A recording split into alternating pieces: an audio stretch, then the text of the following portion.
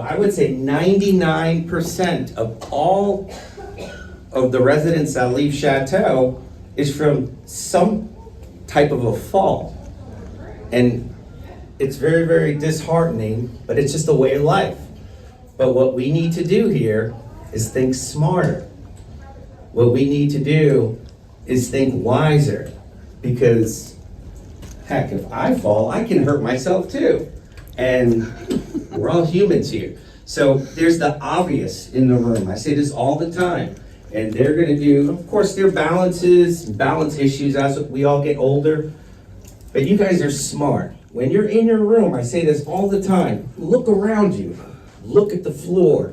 Look and see, is there a pair of shoes that you forgot, you left out? Is there a leg to maybe a table, an end of a dresser, or something? And say to yourself, if I were to fall today, what would make me fall? Yes, there could be balance issues, there could be other things. In a hurry? In a hurry. She was founded by a nurse back during the war, and she was out in the field, and she had realized the soldiers were coming back with all sorts of injuries, or sometimes even amputations, right? And so they had therapy there. The problem was now these soldiers were, whether it's an amputation or something, they're trying to figure out how to get themselves dressed. How do you eat if you're if you're missing an extremity, an arm or a leg? And brushing your hair, simple things like that. And it doesn't have to be an amputation. Think of your stroke, people that have had a stroke and they can't use one side of their extremity, Parkinson's clients when their arms are shaking a little bit. So she had figured out that, well, there's a whole different plate of deficits that people are having, the soldiers are having, and what to do to get them back to being independent. And so what do you do if someone has a shoulder or an arm amputation? Back then, they were doing the prosthetics as best that were available. But then how do you train someone to use that arm, right? Because now we have to train our muscles, our nerves to work the way we want them. Our brain has to send that signal for our shoulder to move or our hand to move. And there's a lot of retraining involved. And that was the occupation. She called it your occupation of daily living, right? That's where you hear the term activities of daily living. And that's exactly what occupational therapy is they work on your activities of daily living. Feels dizzy during the day, and this is dizziness that happens throughout the day, or especially like Ms. Shirley mentioned, if you get dizzy when you're going from sitting to a standing position, say if you're laying down in bed and then you get up and you get dizzy, some of that is called orthostatic hypotension, which means that your blood pressure significantly drops as you change that position from sitting to standing or lying down to getting up. And that's blood pressure change, and that's why you may be feeling dizzy. Now, that's not the only diagnosis for it, because you could also be maybe vertigo, if anyone's ever had a history of vertigo. But one of the changes in position and you feel dizzy, that's what that's called. But you definitely want to tell your doctor when you feel dizzy, so keep track of that.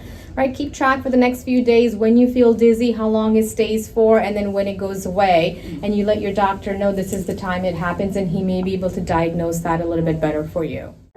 So that score, what Maureen had, is what the score everyone should have. 12 seconds or under for you to be considered a low fall risk.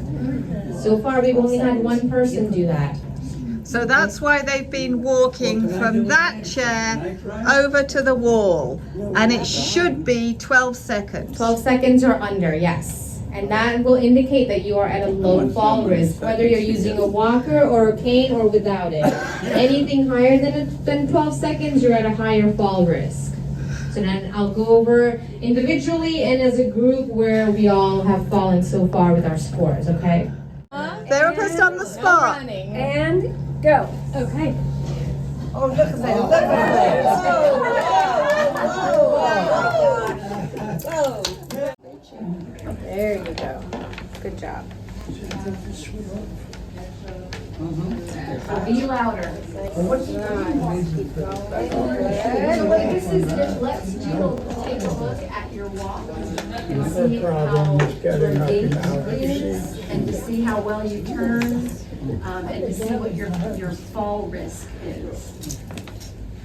Awesome. Thank you. We're glad you're here. Thank you very much. And could you just repeat that, why we are walking? So the reason we walk down is so that our occupational therapist can check and see how well you're walking, to see if your gait is balanced, to see how well you turn around, and to see your fall risk.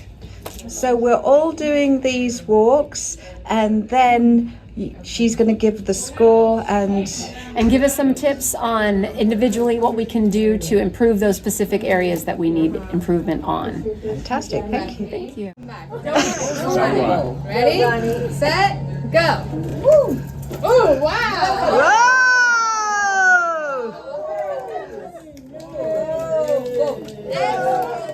Ready, set, go. That's so John! That is so John! Fine, I'll do it again. Judy, I think you beat him. On your armrest. Always up that way. There are quite a few of us that held onto the walker and then get up. Guess what happens to that walker? The walker's only going to tilt, right? And you're not giving yourself enough leverage. So there's a whole sit to stand technique, right? If you're sitting with your back all the way to the chair, you want to scoot out, sit up straight. Make sure your feet are not out here, because in our center, you're not able to I can't get up that way.